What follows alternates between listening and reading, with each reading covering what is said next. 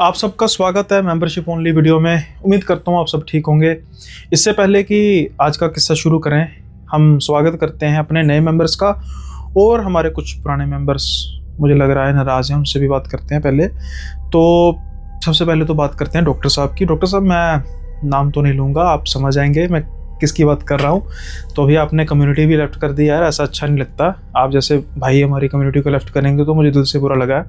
हो सकता है कि आपको ये लगा हो कि मैंने आपके कुछ कमेंट्स का जवाब नहीं दिया, लेकिन वो आपने कुछ अपने फीडबैक दिया था उस पर्टिकुलर गेस्ट को लेकर, तो इसलिए मैंने उसको, ऐसा नहीं कि मुझे उसमें कोई जवाब देना चाहिए था।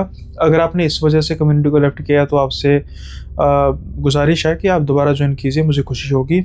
और डॉक्टर साहब, मैं किन का नाम ले रहा हूँ आप समझ चुके होंगे। इसके अलावा जो हमारे नए मेंबर्स हैं, पहले उनका स्वागत कर देते हैं। तो मेरा माधव नाम के जो हैंडल इन्होंने ज्वाइन किया, आपका स्वागत है बहुत बहुत। विश्वनाथ चौधरी जी, बहुत बहुत स्वागत है आपका। डॉक्टर मोहित वर्मा जी ने रीज्वाइन किया है, आपका बहुत बहुत स्वागत मोहित वर्मा जी। चिन्मय जी ने रीज्वाइन किया है, आपका स्वागत जी बहुत बहुत। इस्माइली राजा जी ने स्वागत किया, आपका बहुत बहुत स्वागत जी। कॉपीराइट फ्री कंटेंट आपका यूज़र नेम है, रियल नेम आप प्लीज़ मेंशन जरूर कर देना कमेंट में, आपका क्या नाम है। ऐसे ही मेरा माधव में भी आप ज़रूर बता देना। योगेश्वर तिवारी जी ने ज्वाइन किया, तो आपका भी बहुत बहुत स्वागत है। खैर, अब हम बात करते हैं आज के किस्से की, और उम्मीद करता हूँ कि आपको किस्सा अच्छा लगा होगा। और इसमें भी लाइक शेयर कमेंट करना रखा हुआ है हमने, तो आप करते नहीं हो, तो आपसे गुजारिश है कि ज़रूर कर देना। तो जो आज का किस्सा है ना, वो हमें कहते हैं कि अपने काम से मतलब रखना चाहिए और लालच नहीं करना चाहिए, क्योंकि वैसे भी तो कहावत है कि लालच बुरी बला है ना जसमीत बरार जी। आप तो टीचर हैं, आपको तो पता ही होगा, ज़्यादा मतलब इसी चीज़ में रहती है ना, पढ़ाती हैं बच्चों को। खैर, अब हम बात करते हैं आज के किस्से की। तो हस्बैंड वाइफ दोनों जा रहे थे एक सफ़र पे, दिल्ली से वडोदरा। किसी की शादी थी रिलेटिव की, उसको अटेंड करने के लिए जा रहे थे। अब जो हस्बैंड है उनका नाम है विशाल और वाइफ का नाम है तनु। जब ये वापस आ रहे थे ना, तो राजस्थान के एक एरिया में स्टेशन पे ट्रेन रुकती है, और जो ये स्टेशन था बेसिकली अबेंडेंड स्टेशन था, अब ये यूज़ में नहीं था। तो स्टेशन रुकने का कारण कोई क्रॉसिंग देनी होगी, लेकिन कई बार आप देखते हैं कि जो ट्रेन होती है उनको काफ़ी ज़्यादा समय लग जाता है। कुछ गर्मी थी, उसकी वजह से ये ट्रेन से उतरते हैं ताकि थोड़ी सी ताज़ा हवा का आनंद ले सकें। जब ये आसपास थोड़ा बहुत इधर उधर घूम रहे थे ना, इनको एक पर्स दिखाई देता है, और ये पर्स को खोलकर देखते हैं, और उस पर्स में थोड़ा सा बिल्कुल ना झाड़ियों के साइड पर पड़ा हुआ था, और उस पर्स में 2 बालियां थी, सोने की बालियां थी। अब ये जैसे बालियां देखते हैं, मन में शायद लालच आ ही जाता है, लेकिन फिर भी ये ना आसपास देखते हैं, और इनको महसूस होता है कि भाई कोई भी शायद नहीं ढूंढ रहा, कुछ कहे तो ना किसी कईयों की शक्ल बता देती है कि कुछ ढूंढ रहे हैं। तो ये पहले इधर उधर देखते हैं, फिर ये सोचते हैं कि क्या किया जाए, कहा जाए कि किसी की चीज़ गुम गई है। तो कहते हैं भाई अगर हमने ऐसा कुछ बोल दिया तो सभी के सभी आ जाएंगे कि हमारी है, तो ऐसा बोलना मुनासिब नहीं रहेगा। तो फिर क्या कहें, ये सोचते हैं कि भाई ऐसा करते हैं, रख लेते हैं। तो ऐसा करें, किसी के काम आ जाएगी, मतलब किसी को देख लेंगे कुछ करना, फिलहाल तो अपनी जेब में डालें। अब ना ये दोनों जो हैं वो अपनी जो बालियां हैं उसको, पर्स को ऐसे ही पकड़ के अपनी जेब में विशाल डाल लेते हैं। कुछ समय बाद ट्रेन चलने लगती है। इनकी जो सीट थी वो विंडो वाली सीट थी। ये अचानक देखते हैं कि 2 लोग, एक औरत और एक आदमी, उस ट्रेन का पीछा कर रहे हैं। अब ये सोचते हैं कि भाई ये शायद इनकी छूट गई है ट्रेन, ये इधर उधर हुए होंगे और ट्रेन चल पड़ी। लेकिन थोड़ी सी अजीब बात ये थी कि भाई वो ट्रेन, मतलब ट्रेन की पटरी वाले हिस्से पर चल रहे थे, और पटरी वाले हिस्से पर आपको पता भागना बड़ा मुश्किल होता, पत्थर होते हैं बड़े बड़े, और ये बड़े तेज भाग रहे थे। और कुछ समय बाद ये नजर आना बंद हो जाते हैं। अंधेरा था ना, ट्रेन की रोशनी भी खत्म हो रही थी, ट्रेन नेचुरली बहुत तेज थी। इनको लगता है कि शायद इन बेचारों की ट्रेन छूट गई। खैर, अब ये घर वापस आ जाते हैं। अब जब ये घर वापस आते हैं तो इनका थोड़ा सा ना सिस्टम थोड़ा सा ख़राब होने लग पड़ता है। जो तनु थी, तनु के सर में हमेशा दर्द रहनी, कि भाई किसी तरीके की जैसे कोई कील ठोक रहा है माथे पर। वहीं दूसरी ओर जो विशाल है, उनके कंधों पर बहुत ज़्यादा दर्द। ऐसे लग रहा था कि जैसे कंधों को कोई ऐसे दबोच रहा है। अब कुछ समय मतलब ऐसा चलता रहा। धीरे धीरे इनकी तबीयत खराब होना शुरू हो गई, और अभी इनकी शादी को कुछ समय हुआ था तो ये कंसीव कर रहे थे, और 2 बार इनका मिसकैरेज हो गया। अब ये परेशान हो गए, डॉक्टर्स को दिखाया। डॉक्टर ने कहा कि कोई ऐसी लक्षण लगते तो नहीं जिसकी वजह से होना चाहिए। तो फिर ना इनको पंडित जी को दिखाते हैं, जैसे कुंडली वगैरह दिखाते हैं कि भाई क्या दिक्कत है। इनकी जो मदर थी विशाल की, और जब पंडित जी को दिखाते हैं ना, तो पंडित जी ना कहते हैं कि नहीं, मुझे ना कुछ समस्या और लग रही है। मुझे ना इन दोनों की शक्लें जो है, इनकी शक्लों अजीब सी बुझी बुझी सी लग रही हैं, और मुझे ऐसा लग रहा है कि शायद कोई समस्या हो रहा है। तो आप किसी सिद्ध, किसी तांत्रिक को दिखाओ। अब इनको तो किसी तांत्रिक वगैरह का पता नहीं था, तो फिर पंडित जी सलाह कोई देते हैं। उस सलाह के बेस पर ये किसी तांत्रिक से मिलाते हैं, और जैसे ही तांत्रिक से मिलाते हैं, तांत्रिक देखते हैं उनको, कुछ समय वो आंखें बंद करते हैं, और उसके बाद अचानक से जब ये आंखें खोलते हैं तो वो बड़े गुस्से से कहते हैं कि बेवकूफ़ो, तुम्हें किसने कहा था उन बालियों को उठाने के लिए। अब ये सुनते जब हैं तो ये थर थर कांपने लग पड़ते हैं कि भाई मतलब नहीं नहीं नहीं नहीं भाई, आपको कहते हैं मुझे छोड़ो, मुझे कैसे पता, क्यों उठाई उन बालियां को, क्यों तुमने उन बालियों को उठाया। अब ये सोचते हैं कि भाई इस चीज़ का हम क्या जवाब दें। खैर अब इनकी माँ भी हैरान। तो माँ पूछती है कि कौन सी बालियां, किस बाली की बात कर रहे हो। तो ये ना कहते हैं कि वो ऐसा ऐसा हमें स्टेशन पर मिली थी। तो तांत्रिक कहते हैं कि अभी अभी अभी उन बालियों को अपने से जुदा कर दो। तो ये कहकर वो तांत्रिक उठ के चले जाते हैं, कोई बात नहीं करते कि क्या कहना है, क्या नहीं करना, कैसे नहीं करना। अब ये रास्ते में जब जा रहे होते हैं तो इनकी माँ पूछती है कि बेटा ये क्या, कौन सी बालियों की बात हो रही है।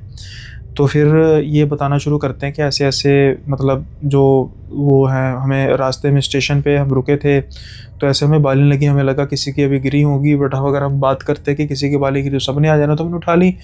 हमने ये सोचा कि किसी को दान दे देंगे इसको बेच के।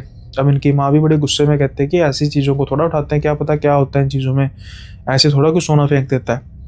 तो अब तनु है ना, तनु कहती है क्यों ना माँ एक काम करते हैं, जो हमारे इनके नेबर में ना एक लड़की की शादी थी, और बेचारी कोई ज़्यादा वो नहीं थी, अमीर नहीं थे, तो ऐसे ही कुछ लोग आसपास रिश्तेदार भी दहेज के लिए इकट्ठा करे थे, हम उनको ना दे दे। अब इनकी माँ ने ये सोचा कि तांत्रिक बाबा ने तो ये कहा कि अपने से जुदा कर दो, अब हम किसी को दान देंगे तो ठीक है, उसको क्या होगा, और उसको सोने की बालियाँ मिल जाएंगी। तो कहते हैं हाँ ये बात ठीक है। अब ये सोने की बालियाँ दे देते हैं उसको, और सारा बड़ा अच्छा धूमधाम से शादी होती है। वो भी खुश हो जाते हैं कि भाई सोने की बालियाँ मिली हैं। लेकिन कुछ समय बाद ना, मतलब जैसे अब ये नेबर थे तो पता लगने लगता है कि उस लड़की की ना तबीयत ख़राब है, और 1-2 बार वही कंसीव करने की कोशिश की तो मिसकैरेज हो गया उसका भी। अब ये डर जाते हैं कि भाई यार ये तो हमने अपनी बला उसके सर डाल दी, हमें तो लगा था कि उसको कुछ होगा नहीं, लेकिन ये तो गलत हो गया भाई, ऐसा तो होना नहीं चाहिए था।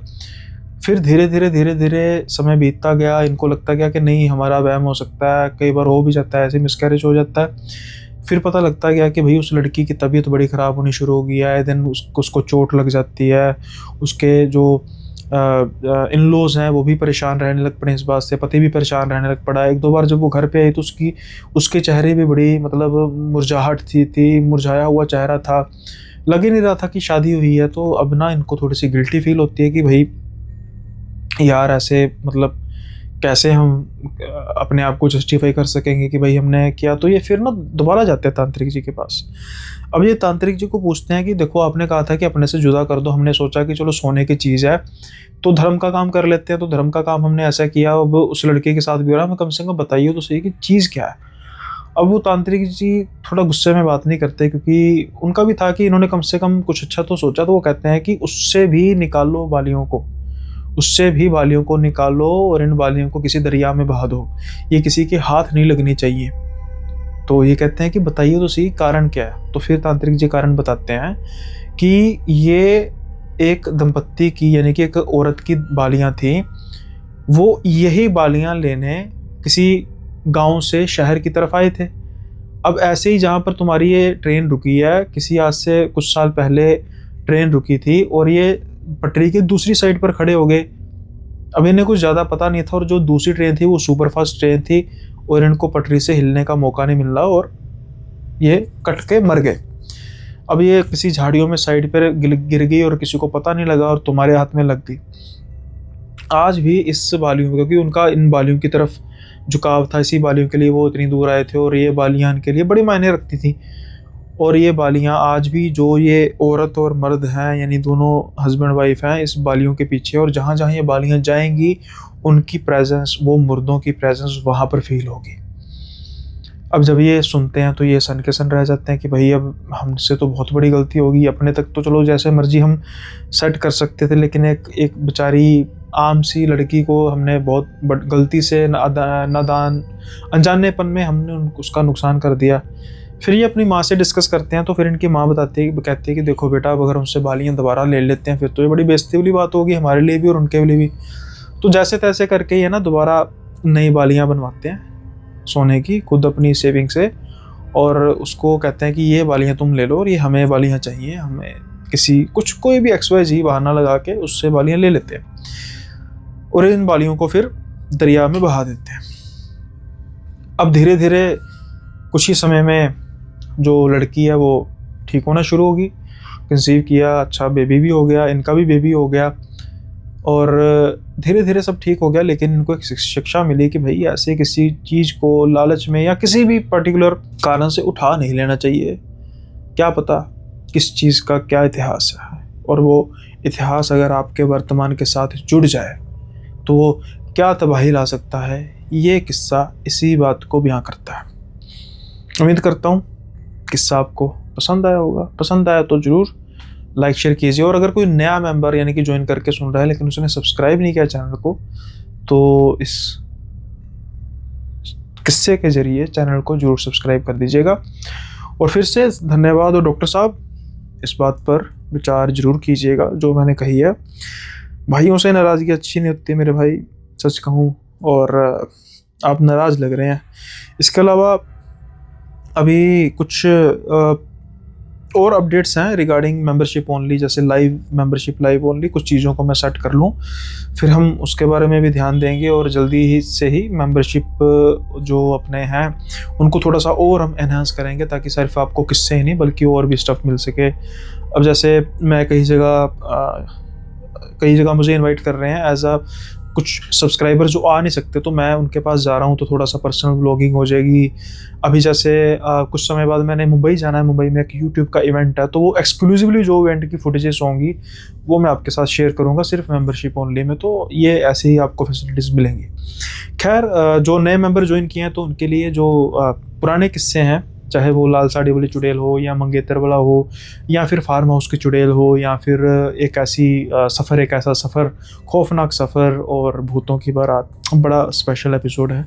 तो आप इन सब को गो थ्रू कर सकते हैं इस मेंबरशिप ओनली में। और यहाँ पर अब से रेगुलर वीडियोस, जैसे देखा पिछले महीने भी 2 से 3 वीडियोस डली थी, इस महीने भी 4 वीडियोस तो कम से कम डलेंगी।